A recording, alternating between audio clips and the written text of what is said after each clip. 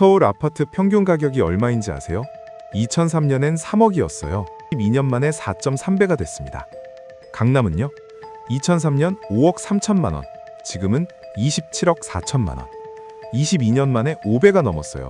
도대체 왜 이렇게 됐을까요? 역대 정부가 어떻게 했는지 오늘 전부 다 보여드릴게요. 한국 부동산 문제의 뿌리는 박정희 정부까지 거슬러 올라가요. 1960, 70년대 산업화가 시작되면서 사람들이 서울로 몰렸어요.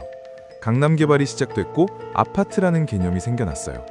이때부터 집은 사는 곳이 아니라 사는 것이라는 인식이 생기기 시작했어요.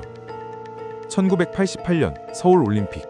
경제가 성장하고 돈이 돌기 시작하자 부동산으로 돈이 몰렸어요.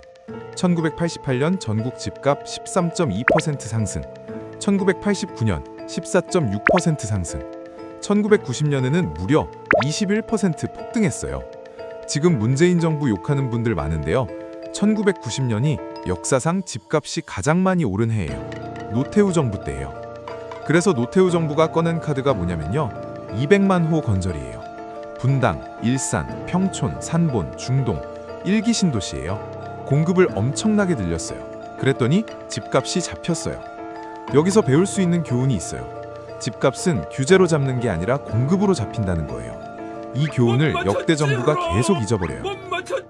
1997년 IMF, 집값이 폭락했어요. 김대중 정부는 얼어붙은 부동산을 살려야 했어요. 분양가 자율화, 양도세 면제, 토지거래 신고제 폐지, 규제를 다 풀었어요. 그랬더니 집값이 다시 살아났는데 너무 많이 살아났어요. 김대중 정부 5년간 전국 38%, 서울 60% 상승. 노무현 정부가 집권했어요. 부동산과의 전쟁을 선포했어요. 역대 최고 수위 규제를 쏟아냈어요. 종합부동산세 도입, 재건축 규제 강화, 투기지역 지정. 근데 결과는요? 서울 아파트값 56% 상승. 노무현 정부 5년간 서울 집값이 절반 넘게 올랐어요. 규제를 아무리 해도 공급이 안 따라가면 집값은 오른다는 걸 또 보여줬어요. 그리고 노무현 정부가 꺼낸 다른 카드가 있어요. 행정수도 이전이에요. 집값 상승의 원인이 서울 집중이라고 봤어요. 그래서 세종시를 만들었어요. 판교, 동탄, 2기 신도시도 이때 시작됐어요. 이명박 정부, 2008년 세계 금융위기가 터졌어요. 부동산 시장이 얼어붙었어요. 이명박 정부는 반대로 규제 완화로 갔어요. 그리고 특이한 걸 했는데요. 강남 바로 옆에 보금자리 주택을 지었어요. 서초 우면동, 강남 세곡동에 반값 아파트 공급. 강남 집값 잡으려고 옆에 공공주택을 지은 거예요. 이명박 정부 5년, 서울 집값은 오히려 3% 하락했어요. 박근혜 정부, 뉴스테이라는 기업형 임대주택을 도입했어요. 전월세 시장 안정을 노린 거예요. 박근혜 정부 5년 서울 10% 상승. 비교적 안정적이었어요. 자, 이제 진짜 논란의 구간이에요. 문재인 정부, 집권하자마자 집값이 오르기 시작했어요. 대책을 냈어요. 집값이 또 올랐어요. 또 대책을 냈어요. 또 올랐어요. 5년 동안 부동산 대책만 26번을 냈어요. 평균 한 달에 한 번 꼴이에요. 결과는요? 전국 38%, 서울 62% 폭등. 역대 정부 중 단위 시간 대비 가장 빠른 상승이에요. 왜 이렇게 됐을까요? 전문가들이 꼽는 이유가 몇 가지예요. 첫째, 저금리예요. 코로나 시기 기준금리가 0.25%까지 떨어졌어요. 돈 빌리기가 너무 쉬워진 거예요.